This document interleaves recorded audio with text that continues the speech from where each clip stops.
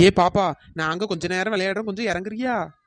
Anti, நானே இப்பதான் வந்து உட்கார்ந்தேன். அதுக்குள்ள என்கிட்ட கேக்குறீங்க? எங்க அம்மாட்ட சொல்லி கொடுத்துருவேன். ஐயோ வேண்டாம் பாப்பா, நீயே விளையாடு. ஏ ஒத்தரோசா, நீ வேற கொஞ்சம் விட்டாந்து பாப்பா அழுதுறோம் போல. அவங்க அம்மாட்ட சொல்லி கொடுக்கேன்னு சொல்லுது, வேண்டாண்டி. ஏ சின்ன பொண்ணு, அங்க காலியா இருக்கு, வா அதுல உட்கார்ந்து விளையாடுவோம். ஆமா வாடி போவோம். இவளும் திருந்த மாட்டாளோ போல, சின்ன பிள்ளைகளுக்கு நடுவுல இப்படி வந்து உட்கார்ந்துருக்காளுவே. ஏ ஒத்தரோசா, நல்லா இருக்குல்ல விளையாடுறதுக்கு. ஆமாடி, சின்ன பிள்ளைகள் கூட விளையாண்டோம்னா நம்மளுக்கு ஏதோ வயசு கம்மி மாதிரியே தெரியுது.